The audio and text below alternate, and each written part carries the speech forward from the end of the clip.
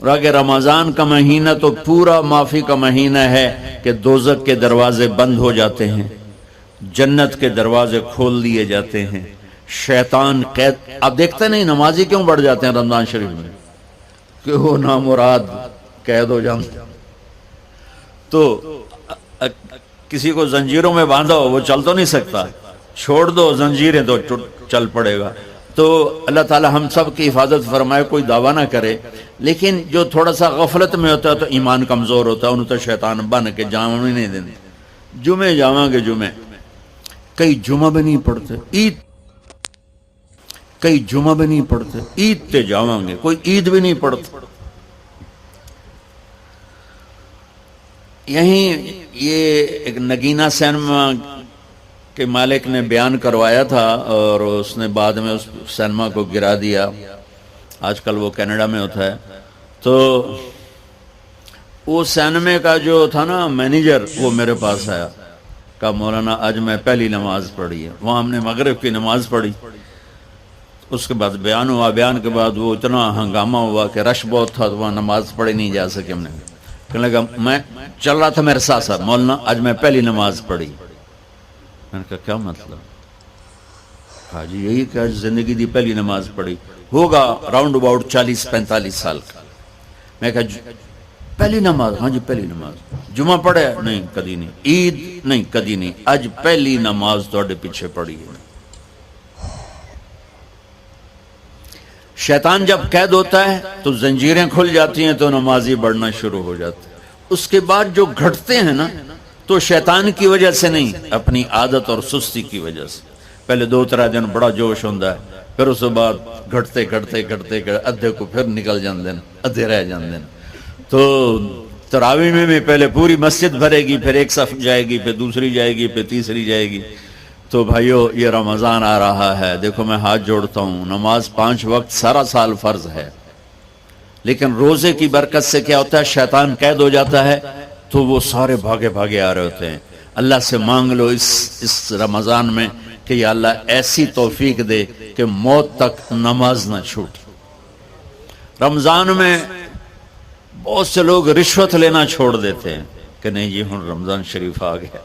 رمضان شریف بھی تو آیا ہے، لیکن اصل میں شیطان قید ہوا ہے تو اب کہہ رہے نہیں ہوں رشوت نہیں لینی، مہینے بعد لواں گے.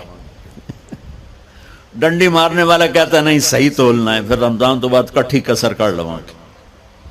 وہ کیا وجہ ہے پیچھے؟ ایک تو رمضان کی برکات ہیں، اور ایک شیطان کا قید ہونا ہے، اور ایک جنت کے دروازوں کا کھل جانا، دوزخ کے دروازوں کا بند ہونا، اللہ کے عرش کا پہلے آسمان پہ مستقل ڈیرا ڈال دینا، اور پھر اعلان کرنا ہے کوئی بخشش آنے والا ہے، کوئی معافی مانگنے والا ہے، کوئی توبہ کرنے والا ہے، کوئی جنت مانگنے والا ہے، کوئی دنیا مانگنے والا، آؤ مانگو.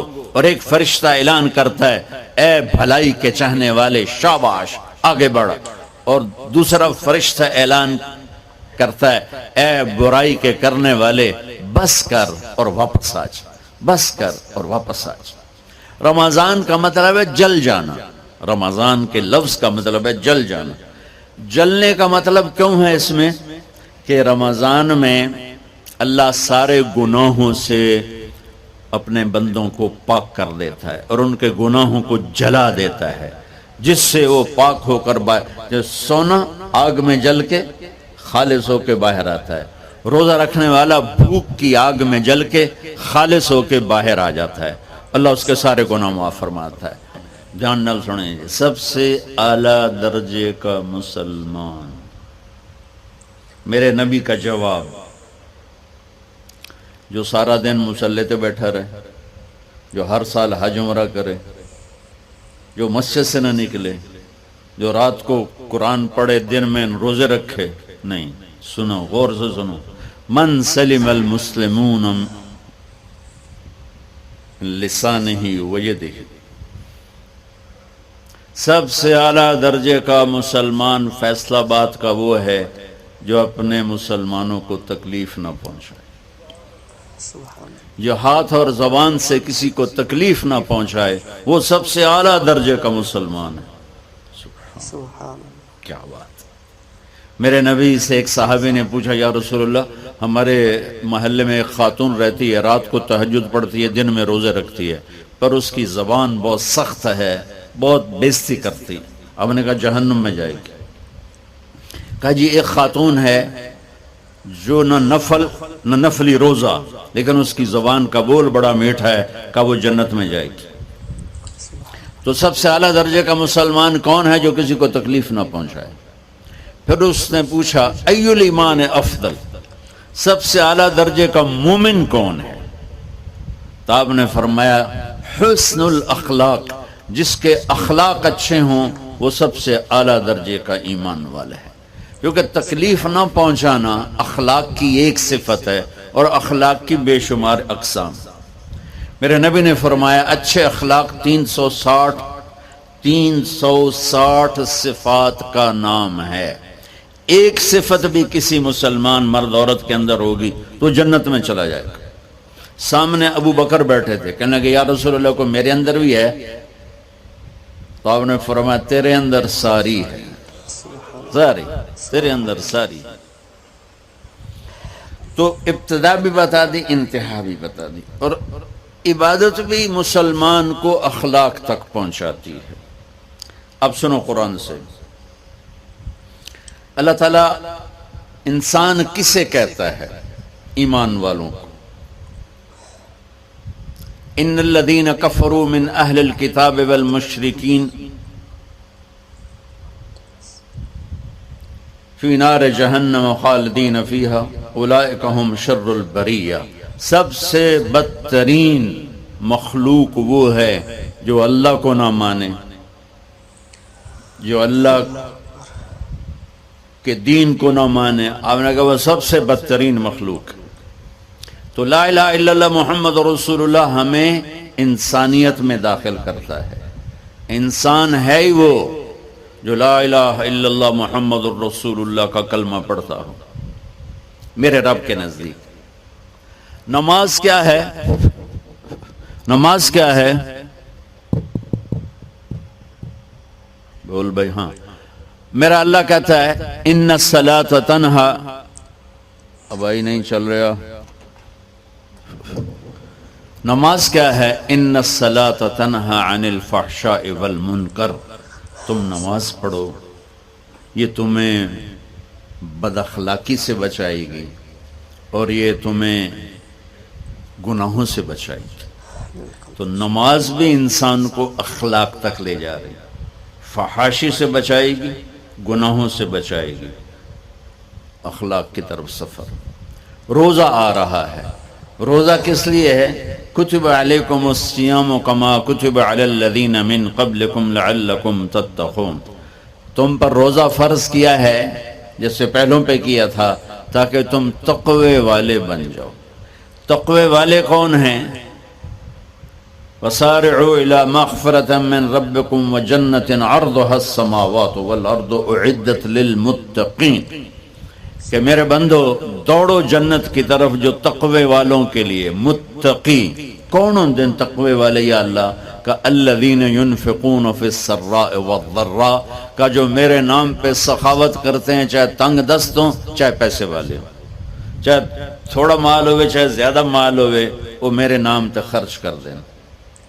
الکاظمین الغیظ، جو غصے کو پی جاتے ہیں. والعافین عن الناس، اور جو لوگوں کو معاف کر دیتے ہیں. اللہ تعالیٰ کہہ رہا ہے یہ تقوی والے ہیں. تو روزہ بھی اخلاق پہ لے جا رہا ہے. فمن فرض فیہن الحج فلا رفث ولا فسوق ولا جدال. میرے رب نے کہا حج کا ارادہ کر لیا ہے تو زبان کی گندی، زبان کا گندا لہجہ اور زبان کے گندے بول سے بچو، لڑائی سے بچو، گناہوں سے بچو.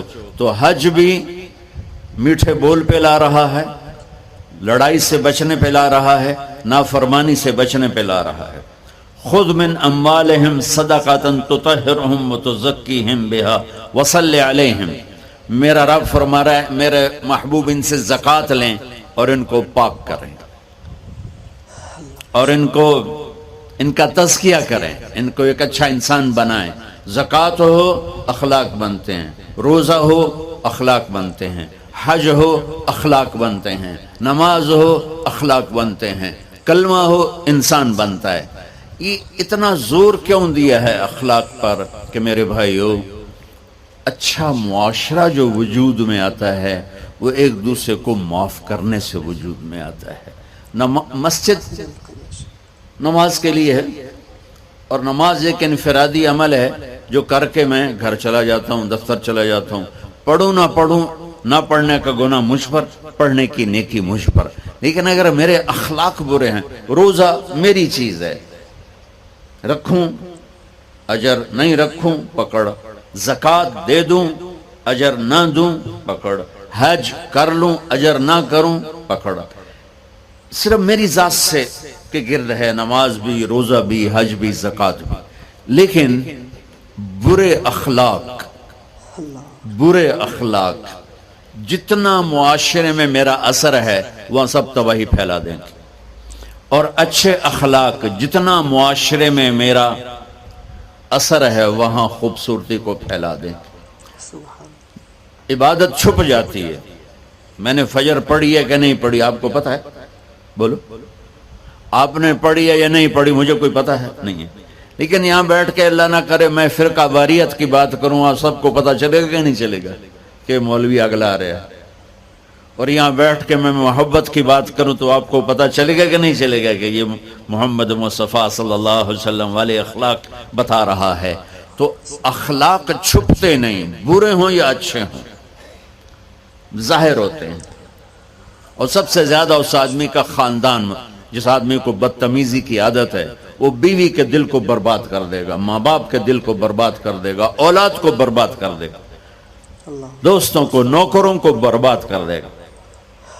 اس کے نوکر سامنے کہیں گے میاں صاحب، شیخ صاحب، سیٹھ صاحب، خان صاحب، اتھے جا کے گالی کڈھن گے۔